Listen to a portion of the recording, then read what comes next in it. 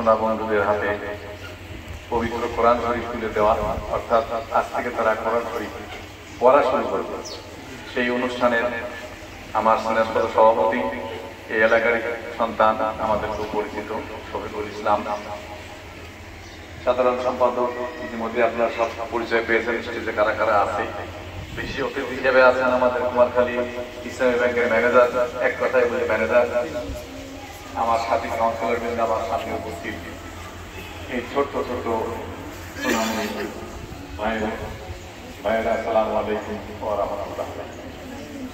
আসলে যে জিনিস তোমাদের হাতে তুলে দেওয়া এটা কিন্তু অতি মূল্যবান জিনিস। পৃথিবীতে এর থেকে মূল্যবান জিনিস আছে বলে আমার মনে হয়। আর এই একটা বই, কিন্তু যেমন ক্লাস 7 ক্লাস 8 5 যেখানেই পড়েন 10-12টা বই লাগে, সব মিলায় কিন্তু একটা গ্রন্থ হয়। আর এই পবিত্র কোরআন শরীফ হচ্ছে একাই সম্পূর্ণ একটা গ্রন্থ। এর ভিতরে জীবনের, পৃথিবীর সব আইন কানুন, জীবনের চলার পথের সবকিছু ব্যাখ্যা এর ভিতরে আছে। যদিও আমি শুনেছি এবং বিশ্বাস করি যে এদের ভিতরে আছে।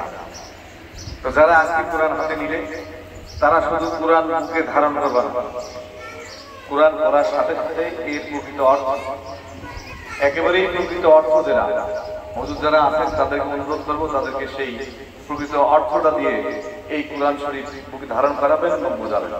কারণ এই কোরআন দিয়ে কিন্তু আজকাল অনেক ধোঁকাবাজি হচ্ছে, হুজুররাই কিন্তু এই হুজুর একরকম ব্যাখ্যা দেয়, ওই হুজুর একরকম ব্যাখ্যা দেয়। বড় বড় আলেম, পৃথিবী বিখ্যাত আলেম বাংলাদেশে যারা আছেন।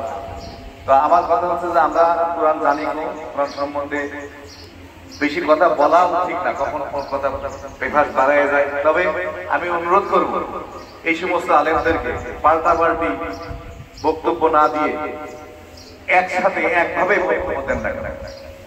আমি তাদেরকে অনুরোধ করব, কোরআন শরীফ আমাদের একটা পবিত্র গ্রন্থ, আমাদের সবচেয়ে প্রিয় গ্রন্থ, এটাকে বিতর্কিত করবেন না। আপনাদের কারণে যদি আমরা যারা কোরআন শরীফ পড়তে ইচ্ছা করি তাদের মনে করে না এই সমস্ত কারণে কোরআন পড়বো না, তাতে কিন্তু কোরআন শরীফেরই অমর্যাদা হবে। আপনি এই কাজগুলো করবেন না। আর তোমাদের অনুরোধ করবো, তোমরা এই কোরআন হাফেজ হয়ে প্রকৃতপক্ষে কোরআনের যে ব্যাখ্যা সেগুলো মানুষের মধ্যে ছড়াবা, আরো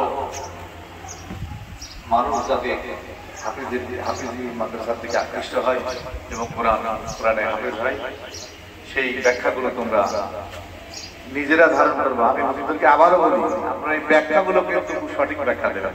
আমরা নিজে আজকে ফেসবুক দিকে মনে হয় যে কোন দেশে বাস করে। আমাদের আমির হামজা সাহেব বলতেন যে কোরআনের কোথাও নাকি নাই যে 5 ওয়াক্ত নামাজ পড়লেই আপনি বেঁচে যাবেন। আবার আলাদা বলতেছে, ওনারা বলেন কোরআনের অমুক পারা অমুকটা বরুক দেখাচ্ছে আছে। তাহলে আমির হামজার মতো মানুষ যদি একটা কথা বলে সেটা বিশ্বাস করব না তার উল্টা দিয়ে তারটা বিশ্বাস করব?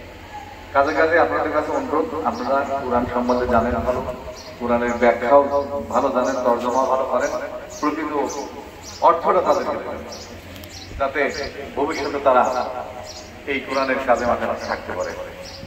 আর এই প্রতিষ্ঠান যেদিন উদ্বোধন হয় সেদিন আমি আসছিলাম, আমার সৌভাগ্য হয়েছিল উদ্বোধনের দিনে আসার জন্য। সেই অবয়ব আর আজকের অবয়ব অনেক আকাশ পাতাল তফাৎ, তাই না? আকাশ পাতাল তফাৎ। ওই সময়ের এই মাদ্রাসা, এখনকার মাদ্রাসা, ওই সময়ের যারা ছিল এখন যারা ছিল, আস্তে আস্তে সব উন্নতই হচ্ছে এবং ভবিষ্যতে হবে ইনশাল্লাহ। এ ব্যাপারে আমাদের কাউন্সিলররা সাথে আছেন। আপনাদের যদি কোনো সহযোগিতা আমার পৌরসভার পক্ষ থেকে লাগে বা আমি ব্যক্তিগতভাবে যদি পারি, আপনারা আমাদের সাথে যোগাযোগ রাখবেন, আমরা চেষ্টা করবো ইনশাল্লাহ। এই আসলে একজনের বাড়ির উপর দিয়ে কিন্তু এখানে আসছে, আসার কোনো রাস্তাও নাই। ওই সময় তো দেয় না রাস্তা, বয়ে বলে নেওয়া হয়েছে।